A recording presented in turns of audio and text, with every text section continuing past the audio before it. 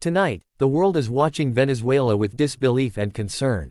Reports emerging from multiple sources suggest an unprecedented situation. The sitting president has been taken captive, and control of the country appears to be slipping away from the established government.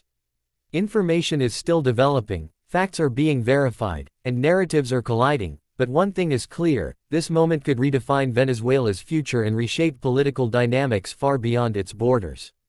To understand how Venezuela reached this point, we must first look at the long road that led here.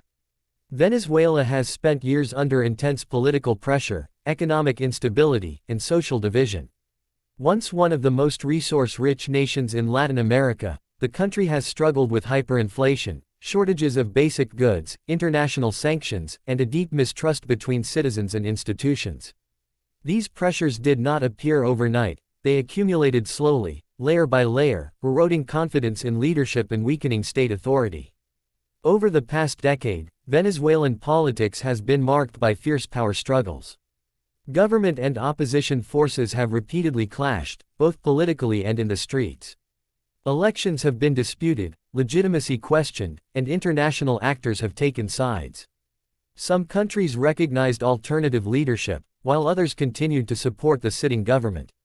This split recognition created a fragile environment where authority was constantly challenged, and loyalty within institutions could no longer be taken for granted. As the economy deteriorated, everyday life for ordinary Venezuelans became increasingly difficult. Long lines for food, limited access to medicine, and mass migration placed enormous strain on families. Millions left the country in search of safety and opportunity, creating one of the largest migration crises in the region's history. Those who stayed behind learned to survive amid uncertainty, adapting to a reality where stability felt like a distant memory. Against this backdrop, rumors of unrest within security forces began to circulate. Analysts warned that when economic hardship and political division reach a certain point, even the most tightly controlled systems can fracture. Loyalty, once secured by ideology or authority, becomes conditional. It depends on whether leaders can still guarantee order, resources, and a sense of future. When those guarantees weaken, the balance of power becomes dangerously unstable. According to early reports, the events that led to the president's capture unfolded rapidly. What began as internal movements escalated into a decisive action that caught both citizens and international observers off guard. Communications were disrupted, official statements delayed, and conflicting claims flooded social media. In the absence of clear information, speculation spread quickly, amplifying fear and confusion. The notion of a sitting president being taken captive is not just shocking, it strikes at the heart of state sovereignty. A president symbolizes continuity, authority, and national unity, even in deeply divided societies. When that symbol is removed by force, it sends a powerful message: the existing order has been broken. Whether this action was carried out by internal rivals, external backed groups, or fragmented factions within the system remains a subject of intense debate. Inside Venezuela, the immediate impact has been uncertainty. Streets that were already tense grew quieter in some areas and more volatile in others. Citizens turned to radio, messaging apps, and foreign news outlets, searching for reliable information. In moments like these, silence from official channels can be as alarming as bad news. The lack of a clear, unified message fuels anxiety and raises the risk of misinformation taking hold. International reactions were swift. Governments across Latin America, North America, Europe, and beyond called emergency meetings, urging restraint and demanding clarification. Some emphasized the importance of constitutional order, while others focused on the safety of civilians and the need to avoid further escalation. Financial markets reacted nervously, aware that Venezuela's instability can affect energy supplies and regional trade. The phrase, "Venezuela has fallen," carries heavy implications, but what does it truly mean? A nation does not fall in a single moment. Collapse is usually a process, marked by the weakening of institutions rather than their instant disappearance. Courts, legislatures, security forces, and public services may still exist, but their authority becomes contested. Multiple actors claim legitimacy, and the population is left navigating overlapping powers. Historically, moments like this often lead to one of several paths. In some cases, a new authority consolidates control quickly, restoring order, at least on the surface. In others, prolonged power struggles lead to instability, economic decline, and humanitarian crises. The outcome depends on internal cohesion, public support, and the role of international actors. For Venezuela, the stakes are extraordinarily high. The country's vast oil reserves make it strategically important, ensuring that global powers will not ignore its fate.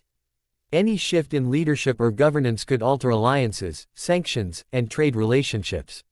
For neighboring countries already hosting millions of Venezuelan migrants, further instability could intensify migration pressures and social challenges.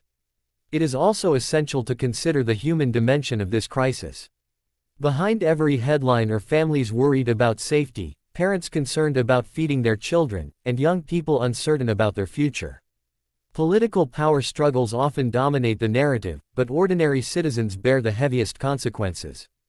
Access to food, healthcare, electricity, and clean water can quickly deteriorate when governance breaks down. Media responsibility becomes critical at times like this. Sensational language can inflame tensions, while careful, verified reporting can help prevent panic. Viewers and readers must approach information critically, distinguishing confirmed facts from rumors. In the digital age, misinformation spreads faster than ever, and crises create fertile ground for manipulation.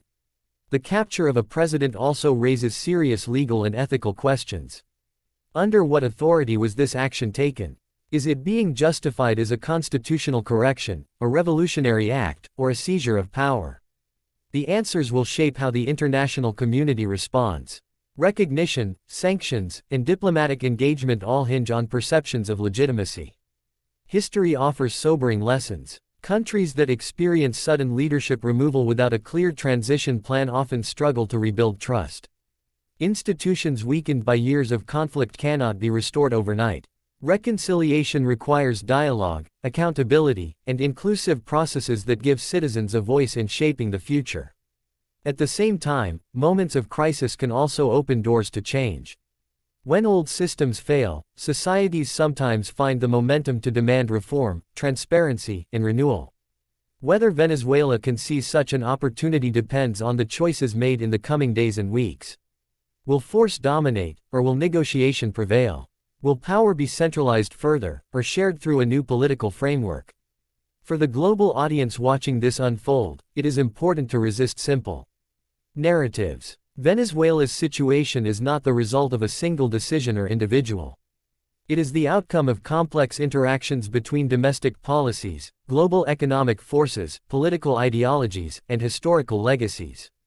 Understanding this complexity does not excuse failures, but it helps explain why solutions are so difficult. As the situation continues to evolve, one fact remains undeniable: Venezuela stands at a crossroads. The capture of the president marks a dramatic escalation in an already fragile landscape. What happens next will determine not only the country's political direction but also the daily lives of millions of people. In times like these, the world must watch closely, speak responsibly, and prioritize human dignity over political advantage. The coming hours and days will bring more information, clearer pictures, and perhaps difficult truths. Until then, caution, empathy, and critical thinking are essential. This is not just a Venezuelan story. It is a reminder of how quickly stability can unravel when trust in institutions collapses. It is a warning about the cost of prolonged division and unresolved conflict.